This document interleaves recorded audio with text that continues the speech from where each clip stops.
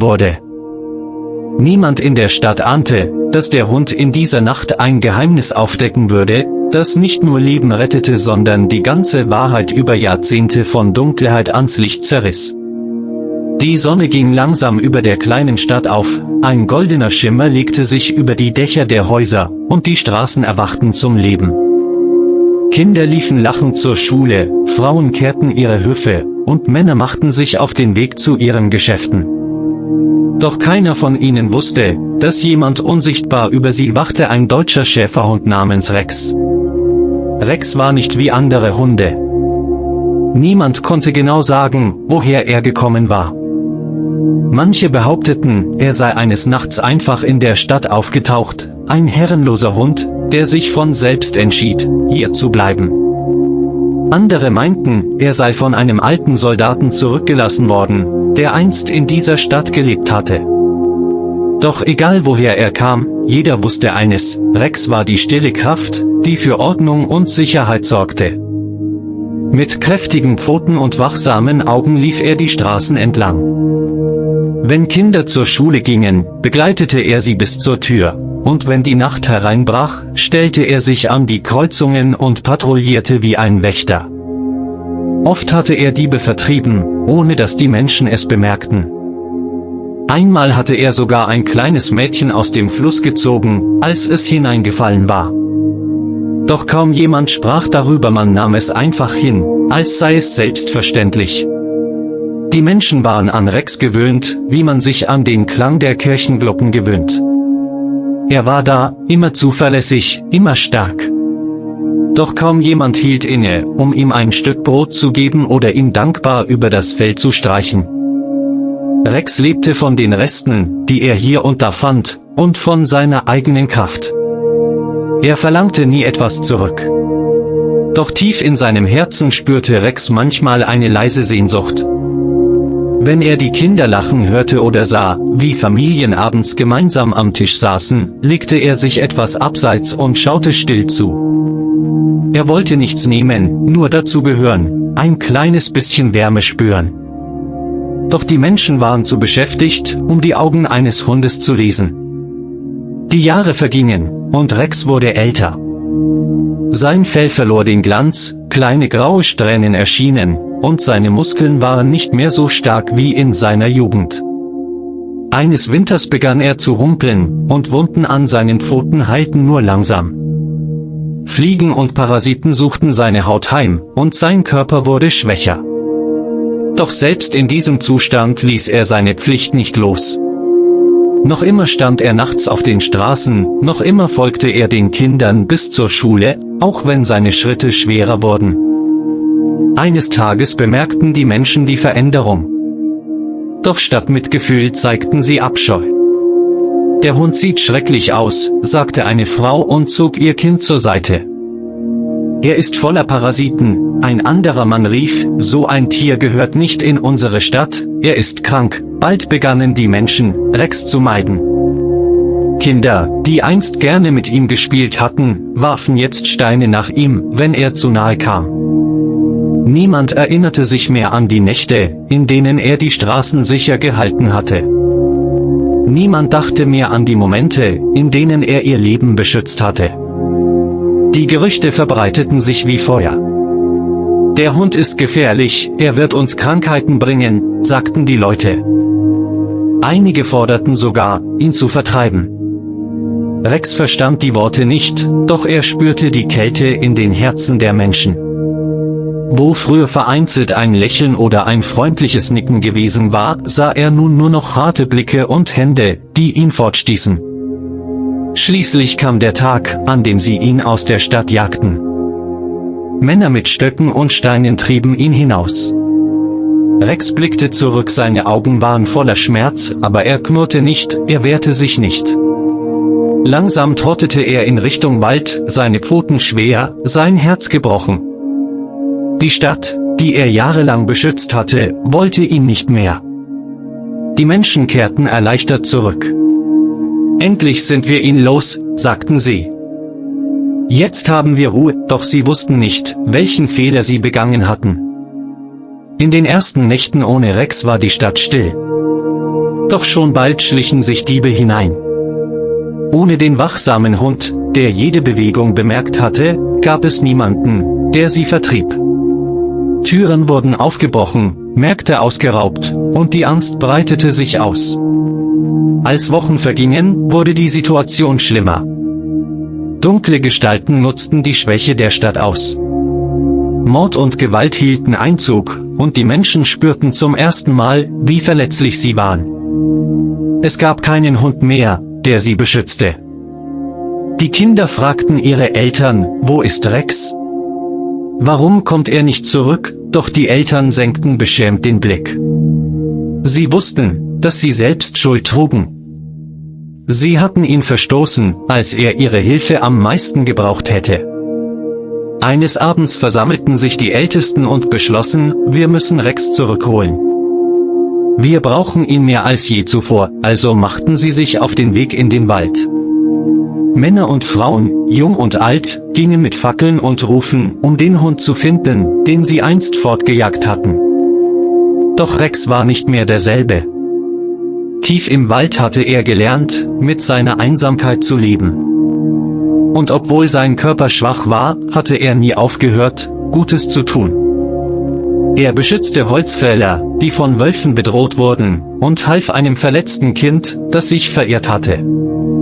Selbst fern von der Stadt war er der Wächter geblieben, der er immer gewesen war. Als die Menschen ihn schließlich fanden, stand er auf einem Hügel, sein Fell zerrupft, seine Augen müde, aber voller Würde. Sie riefen seinen Namen, Rex. Bitte komm zurück. Vergib uns, die Stimmen zitterten vor Reue. Tränen liefen über ihre Gesichter, als sie sahen, wie treu er trotz allem geblieben war. Rex schaute sie lange an. Er verstand ihre Worte nicht, doch er fühlte ihre Herzen. Und obwohl er verletzt und enttäuscht war, erhob er sich langsam und ging auf sie zu. Denn sein Herz war stärker als jede Wunde, und seine Treue kannte keine Grenzen. An diesem Abend kehrte Rex in die Stadt zurück. Die Menschen schworen, ihn nie wieder zu vergessen. Und als er durch die Straßen ging, diesmal nicht als ein Hund, sondern als ein Held, verstanden sie endlich, dass seine Liebe reiner war als jede menschliche. Die Stadt war erleichtert, als Rex zurückkehrte. Die Menschen standen an den Straßen, viele hatten Tränen in den Augen, während sie dem Schäferhund zusahen, wie er langsam durch die Gassen ging, die er einst bewacht hatte. Kinder, die ihn früher verspottet und mit Steinen beworfen hatten, liefen jetzt mit gesenktem Kopf hinter ihm her. Alte Männer flüsterten, wir haben ihn verstoßen und doch kehrt er zurück, ohne Hass, ohne Groll. Was für ein Herz steckt in diesem Tier? Von diesem Tag an begannen die Menschen, Rex mit neuer Achtung zu behandeln. Sie stellten ihm Schalen mit Wasser vor die Türen, gaben ihm Futter und ein Dach über dem Kopf. Manche bauten ihm sogar eine kleine Hütte am Rande des Marktplatzes. Doch Rex nahm all das mit Demut an, er brauchte keine Geschenke. Was er suchte, war etwas anderes, Vertrauen, Nähe, das Gefühl, wieder gebraucht zu werden. Die Nächte wurden wieder sicherer. Kaum hatte Rex seine Patrouillen durch die Stadt aufgenommen, verschwanden die Diebe. Die Straßen waren wieder still, und die Kinder konnten ohne Angst draußen spielen. Doch obwohl alles friedlich schien, lag ein Schatten über den Herzen der Menschen. Sie wussten, dass sie ihn zuvor grausam behandelt hatten. Und dieser Gedanke ließ sie nicht los. Eines Abends versammelten sich die Ältesten der Stadt. Wir dürfen nicht vergessen, was geschehen ist, sagte der Bürgermeister. Dieser Hund hat uns gezeigt, wie blind wir waren. Wir haben seine Treue verraten, und doch hat er uns vergeben. Das ist eine Lehre, die wir nie wieder verlieren dürfen. Die Menschen nickten und schworen sich, Rex als Teil ihrer Gemeinschaft zu ehren. Doch Rex selbst dachte nicht an die Vergangenheit. Sein Blick war immer auf das Hier und Jetzt gerichtet. Er legte sich auf den Marktplatz, wo die Kinder spielten, und schaute mit wachsamen Augen zu. Wenn jemand stritt, stellte er sich dazwischen, ohne zu bellen, nur durch seine Präsenz. Es war, als ob er spürte, dass die Stadt nicht nur Schutz vor äußeren Feinden brauchte, sondern auch vor dem Zwiespalt in den Herzen. Eines Nachts jedoch geschah etwas, das die Menschen erneut auf die Probe stellte. Eine Bande von Räubern, größer und brutaler als je zuvor, hatte von der Stadt gehört. Sie planten, alles zu rauben, was sie finden konnten, und die Menschen zu unterwerfen. Heimlich schlichen sie sich an die Mauern der Stadt heran, bewaffnet mit Messern und Knüppeln. Doch Rex war wach. Sein feines Gehör vernahm das Knacken der Zweige, lange bevor die Menschen es bemerkten. Er stellte sich an den Rand der Stadt, seine Augen funkelten in der Dunkelheit. Mit einem tiefen Knurren warnte er die Eindringlinge. Als die Räuber weiter vordrangen, sprang Rex ohne Zögern auf sie zu. Die Menschen hörten sein Bellen und stürmten mit Fackeln hinaus. Vor ihnen bot sich ein schockierendes Bild: Rex kämpfte alleine gegen mehrere Männer, die ihn mit Stöcken schlugen. Doch er wich nicht zurück. Jeder Schlag traf ihn, aber er stand wieder auf, biss in die Waffen und riss sie den Räubern aus den Händen. Schließlich, als die Dorfbewohner eintrafen, floh die Bande in Panik. Rex blieb zurück, sein Fell blutverschmiert, seine Flanken erhoben und gesenkt von schwerem Atem. Die Menschen rannten zu ihm, und diesmal war es anders als zuvor: niemand stieß ihn fort, niemand sprach schlecht über ihn. Stattdessen knieten sie nieder, legten ihre Hände auf sein Fell und weinten. »Du hast uns gerettet, obwohl wir dich verstoßen haben«, flüsterte eine Frau. »Wie können wir dir jemals danken?« Die Kinder brachten Wasser, Männer holten Tücher, um seine Wunden zu reinigen. Rex ließ es still geschehen.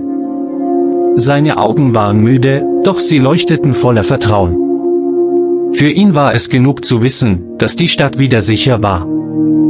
In dieser Nacht saßen die Menschen lange zusammen. Sie sprachen über Treue, über Schuld und Vergebung. Manche sagten, Rex sei nicht nur ein Hund, sondern eine Prüfung von Gott, ein Spiegel, der ihnen ihre Herzen gezeigt hatte. Andere meinten, er sei ein Engel in der Gestalt eines Tieres. Egal, was die Wahrheit war, alle waren sich einig: die Stadt existierte nur noch, weil Rex nie aufgehört hatte, sie zu lieben. Die Tage, die folgten, veränderten die Stadt. Wo vorher Gleichgültigkeit gewesen war, entstand Wärme. Die Menschen begannen, auch einander mit mehr Freundlichkeit zu begegnen. Sie sahen in Rex ein lebendiges Beispiel dafür, dass Liebe ohne Bedingungen möglich war. Und doch wusste niemand, dass dies nur der Anfang einer noch größeren Prüfung war. Denn tief im Wald hatte die Bande der Räuber geschworen, zurückzukehren, stärker, grausamer und zahlreicher. Und wenn sie wieder kamen, würde die Stadt nicht nur Rex brauchen, sondern auch ihren eigenen Mut. Doch an diesem Abend, als die Sterne über den Dächern funkelten, lag Rex ruhig am Marktplatz. Kinder schliefen an seiner Seite ein, und die Menschen fühlten sich zum ersten Mal seit langem sicher. Sie ahnten nicht, dass bald erneut Dunkelheit über sie hereinbrechen würde und dass der Schäferhund, den sie einst verstoßen hatten, ihr einziges Licht sein würde. Die Tage nach dem großen Angriff der Räuber verliefen friedlicher als zuvor. Die Menschen gingen wieder ihren Arbeiten nach, und die Kinder spielten unbeschwert auf den Straßen. Doch in den Herzen vieler Bürger war noch immer ein Schatten geblieben: die Erinnerung an das Blut auf Rex' Fell, als er allein gegen die Bande gekämpft hatte. Rex selbst aber schien keine Bitterkeit zu kennen. Er bewegte sich wieder durch die Stadt, als sei nie etwas geschehen. Mit ruhigen Schritten durchstreifte er die Märkte, legte sich vor die Schule, wenn die Kinder hineinliefen, und schaute aufmerksam, wenn Fremde die Stadt betraten. Sein Körper trug noch immer Narben, doch seine Augen strahlten dieselbe Wachsamkeit wie früher. Die Menschen behandelten ihn nun mit Ehrfurcht. Manche nannten ihn den stillen Wächter, andere sagten, er ist unser Schutzengel. Kinder liefen zu ihm und umarmten ihn, ohne Angst vor den Narben in seinem Fell. Rex ließ es geduldig geschehen, er war weder stolz noch überheblich. Er tat, was er immer getan hatte, er wachte über die Stadt. Doch tief in den Wäldern, weit entfernt von den Lichtern der Häuser, versammelten sich die Räuber erneut. Der Anführer, ein breitschultriger Mann mit einer Narbe im Gesicht, schwor Rache. Dieser Hund hat uns gedemütigt, rief er. Ein Tier hat unsere Bande vertrieben und die Menschen haben uns ausgelacht. Das werden wir nicht hinnehmen, seine Männer nickten. Sie bereiteten Waffen vor, stärker und tödlicher als zuvor. Dieses Mal wollten sie nicht nur plündern, sie wollten die Stadt zerstören. In der Stadt ahnte niemand etwas. Doch Rex spürte die Veränderung. In manchen Nächten blieb er wach und lauschte dem Wind, der vom Wald herüberwehte. Seine Ohren stellten sich auf, sein Körper spannte sich, als könnte er die Gefahr wittern, die noch unsichtbar war. Eines Morgens geschah etwas, das die Stadt erschütterte, ein kleiner Junge verschwand. Er war früh zur Schule aufgebrochen, doch er kam nie an. Die Menschen suchten verzweifelt, durchstreiften Straßen, Felder und Wälder vergeblich. Erst bei Sonnenuntergang fanden sie ein kleines Stück Stoff, das zu seinen Kleidern gehörte, am Rande des Waldes. Panik brach aus. Die Eltern schrien, die Kinder weinten, und die Männer packten Waffen, um in den Wald zu ziehen. Doch bevor sie handeln konnten, rannte Rex voraus. Mit der Nase am Boden folgte er der Spur des Jungen. Sein Körper bewegte sich mit einer Entschlossenheit, die keine Zweifel ließ, er würde nicht aufgeben, bis er das Kind gefunden hatte. Die Spur führte tief in den Wald hinein. Rex lief schneller, sein Atem ging schwer, doch seine Augen brannten vor Konzentration. Schließlich erreichte er eine Lichtung und dort sah er es, der Junge saß zitternd in den Händen zweier Räuber. Einer hielt ein Messer, der andere lachte böse. Wir nehmen ihn mit zurück, sagte der Mann. Die Stadt wird zahlen müssen. Ein tiefes Knurren ließ die Räuber auffahren. Rex stand am Rand der Lichtung, sein Fell gesträubt, seine Augen wie Feuer. Ohne zu zögern sprang er vor, seine Zähne blitzten, sein Körper voller Kraft. Der erste Räuber schrie auf, als Rex ihn am Arm packte und zu Boden warf. Der zweite ließ das Kind los und griff nach seinem Messer, doch Rex war schneller. Er riss ihn zu Boden, biss in die Waffe und schleuderte sie fort. Das Kind nutzte den Moment und rannte davon, zurück in Richtung Stadt. Rex blieb zurück, um die Männer in Schach zu halten. Einer schlug ihn mit einem Knüppel, ein anderer trat ihn mit dem Fuß, doch Rex gab nicht nach.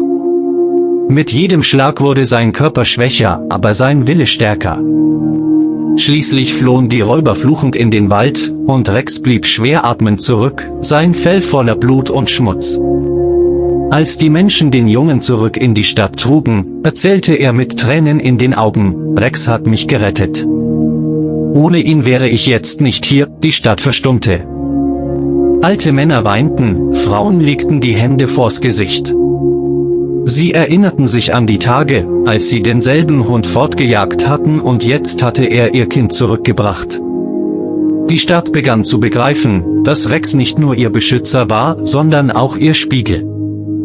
Er zeigte ihnen, wie blind und selbstsüchtig sie gewesen waren. Ein Tier, das sie verstoßen hatten, schenkte ihnen mehr Liebe, als sie sich selbst schenken konnten. Doch Rex ruhte nicht. Kaum waren seine Wunden geleckt, stand er wieder auf und ging seine Runden. Er wusste, dass die Gefahr nicht vorbei war. Die Räuber hatten geschworen, zurückzukehren. Und er würde bereit sein, auch wenn es ihn das Letzte kosten würde. Die Menschen aber begannen, etwas Neues zu tun. Sie stellten nachts Wachen auf, unterstützten Rex, wo sie konnten, und beteten, dass sie stark genug sein würden, wenn die Dunkelheit wieder kam. Manche legten Kerzen vor seiner Hütte nieder, als wollten sie sagen, du bist unser Licht in der Finsternis. Doch tief im Herzen der Stadt lag eine Angst, die niemand aussprach. Sie alle wussten, dass Rex nicht ewig stark bleiben konnte. Er war älter geworden, seine Wunden heilten langsamer. Was, wenn der Tag kam, an dem er nicht mehr kämpfen konnte? Die Antwort auf diese Frage sollte schneller kommen, als sie ahnten.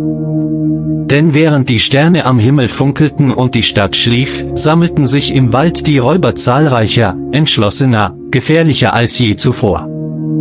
Und in dieser Nacht begann der wahre Kampf um die Stadt, um ihre Herzen und um die Seele des Hundes, der niemals aufgab. Die Nacht war tiefer und dunkler geworden, als ob die Schatten selbst atmen würden. Lukas saß in seiner kleinen Stube, eine Kerze flackerte vor ihm und warf tanzende Lichter an die Wände. Rex lag vor der Tür, die Ohren gespitzt, die Muskeln angespannt, als spüre er, dass etwas Unsichtbares näher rückte.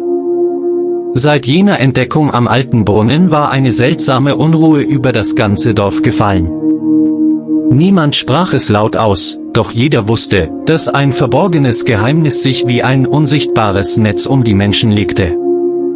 Lukas erinnerte sich an die Worte des alten Imams, der Sura Al-Araf erwähnt hatte, sie warnt vor den Schatten, die den Menschen in die Irre führen. Je mehr er darüber nachdachte, desto klarer wurde ihm, dass die seltsamen Stimmen, die nachts durch die Gassen hallten, nicht nur Einbildung waren. Rex erhob sich plötzlich, knurrte leise und richtete den Blick auf das Fenster. Lukas stand auf, das Herz pochte ihm bis zum Hals, und schob die Gardine zur Seite. Im blassen Mondlicht sah er eine Gestalt am Rande des Waldes stehen, unbeweglich, fast wie aus Stein gemeißelt. Doch als er genauer hinsah, bemerkte er, dass die Gestalt keine klaren Konturen hatte, als ob sie aus Schatten und Nebel bestand. In diesem Moment bellte Rex laut und aggressiv, als wollte er das Dunkle vertreiben. Die Gestalt jedoch löste sich im Wind auf und verschwand. Am nächsten Morgen erzählte Lukas den Dorfbewohnern, was er gesehen hatte. Viele schüttelten den Kopf, andere senkten schweigend die Augen, als wollten sie sich nicht mit dem Unheil befassen. Doch eine alte Frau legte Lukas die Hand auf die Schulter und flüsterte, „Du hast den Wächter gesehen. Er kommt, wenn die Menschen zu weit von der Wahrheit abweichen. Hüte dich, Junge, denn wer ihn sieht, trägt fortan eine Last.“ Lukas spürte, wie seine Kehle trocken wurde, doch er wusste, dass er nicht zurückweichen dürfte. Rex wich ihm nun keinen Augenblick mehr von der Seite. Zusammen gingen sie hinaus zum Brunnen, wo alles begonnen hatte. Der Wind blies kalt durch die Bäume, und ein unheimliches Schweigen lag über der Landschaft. Als Lukas über den Rand des Brunnens blickte, glaubte er, ein schwaches Flüstern zu hören. Es war, als würden Stimmen aus der Tiefe rufen, Stimmen, die von vergangenen Zeiten erzählten, von Menschen, die in Dunkelheit gefallen waren, weil sie die Zeichen ignoriert hatten. Rex knurrte wieder, diesmal tiefer und warnender. Lukas ahnte, dass dies erst der Anfang war. Der Himmel über dem kleinen Dorf wirkte in dieser Nacht unnatürlich schwer, als hätte er all das Leid, das sich in den letzten Wochen angesammelt hatte, in sich aufgesogen.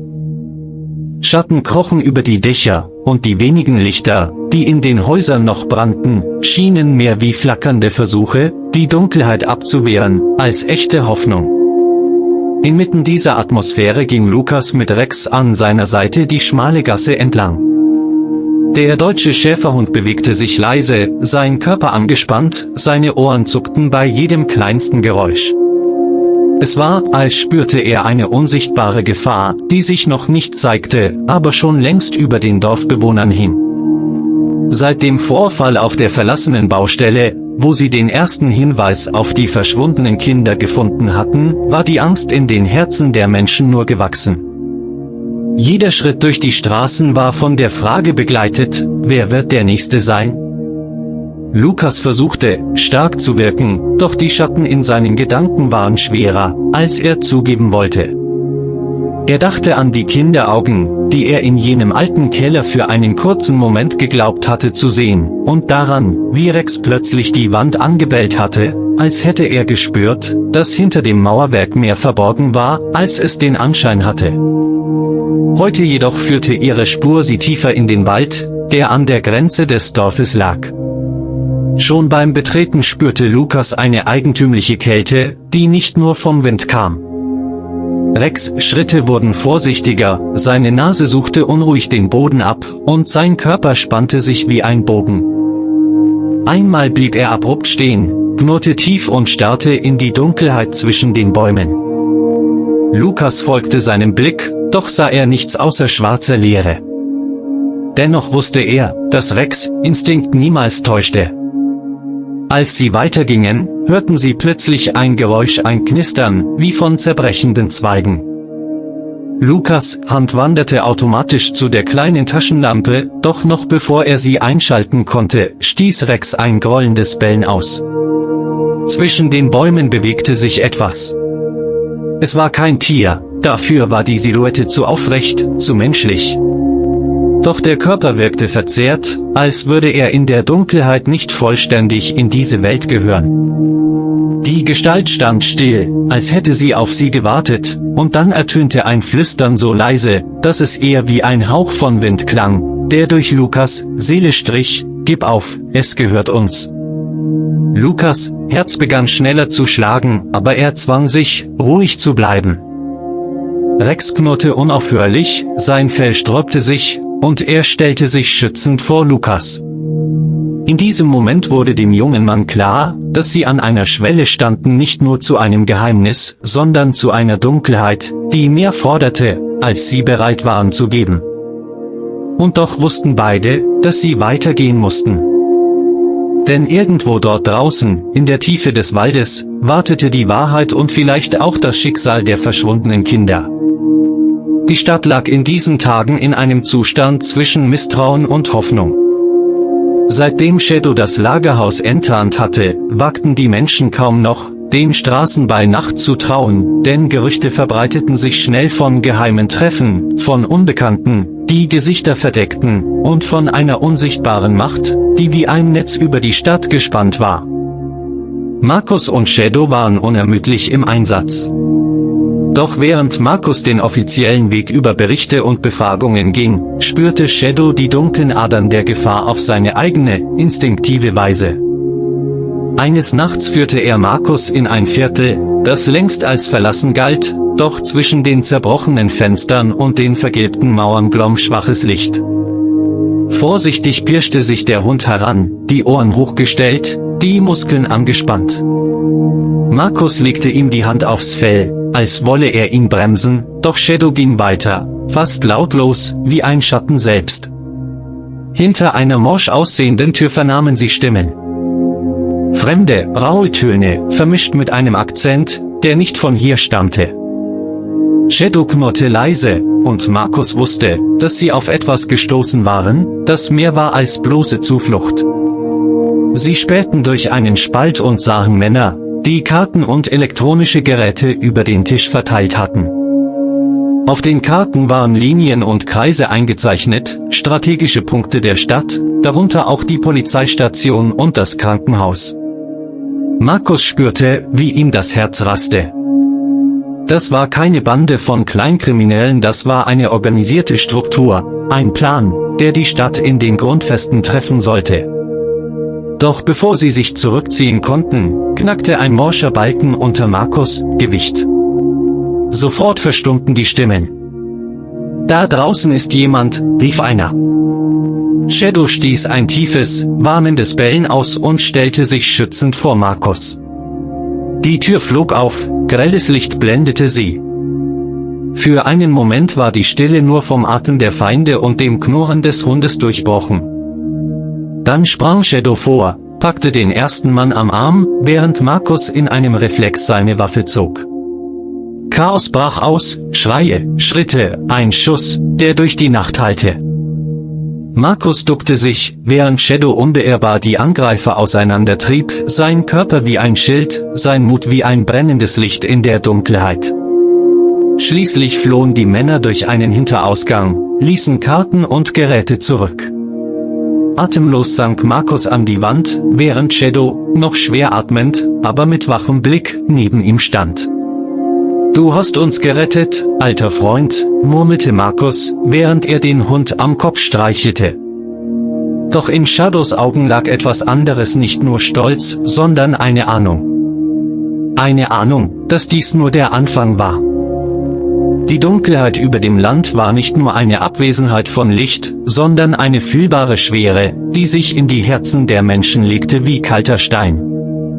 Jonas hatte in den Nächten zuvor kaum Schlaf gefunden, denn die Schatten schienen lebendig, flüsterten in einer Sprache, die nicht für menschliche Ohren bestimmt war, und lauerten überall dort, wo das Licht nicht hinreichte.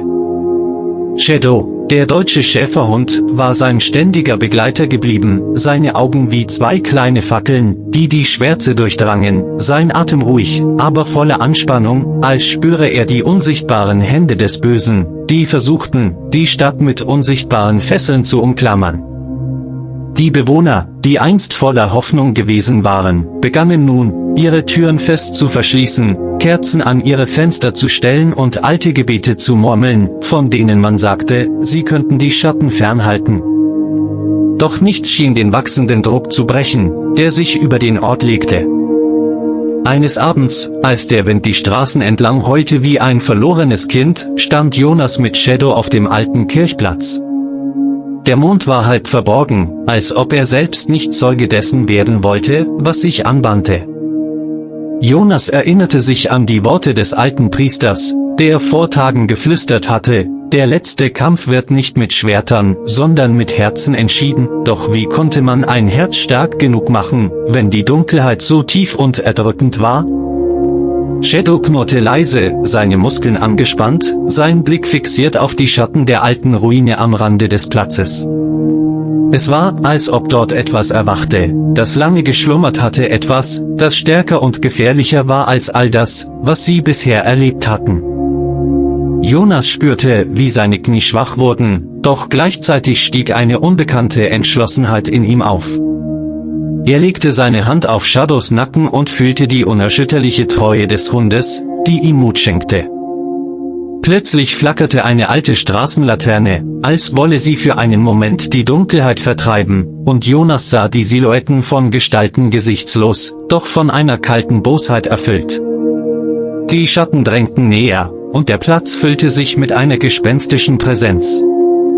Doch dann geschah etwas Unerwartetes, Shadow stellte sich vor Jonas, hob den Kopf und stieß ein Bellen aus, das wie ein Donnerhall durch die Nacht ging.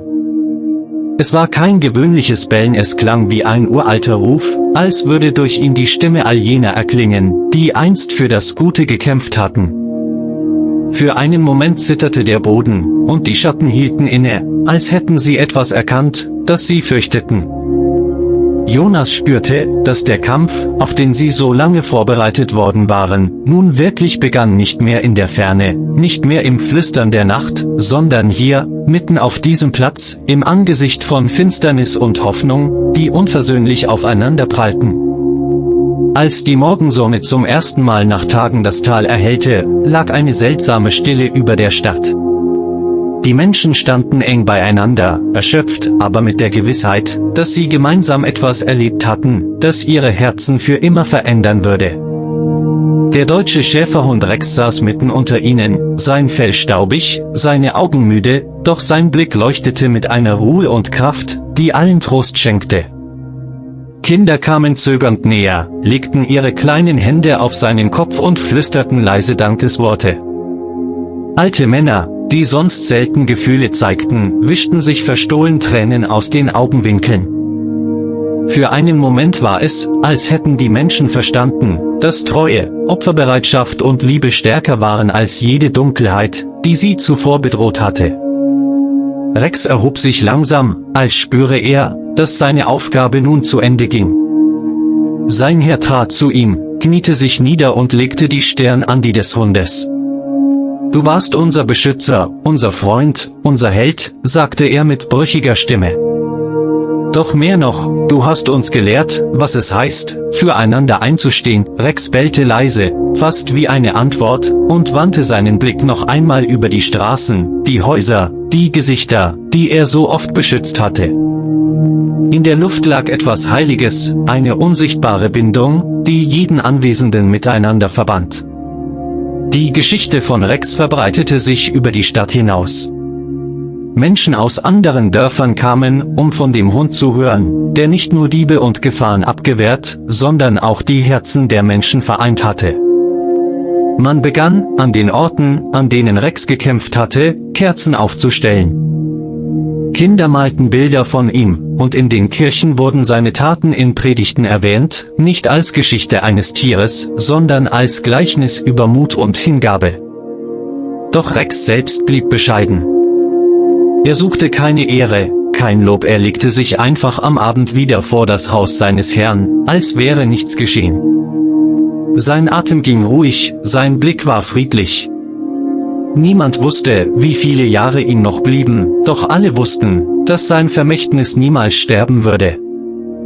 Und so endete die Reise nicht mit einem Kampf, nicht mit einem Sieg, sondern mit einer stillen, tiefen Botschaft, dass ein Herz, das liebt und schützt, unsterblich ist. Rex war nicht nur der Hund einer Stadt gewesen. Er war ihr Wächter, ihr Lehrer, ihr stiller Held. Und in jeder Seele, die durch ihn Hoffnung fand, würde er für immer weiterleben.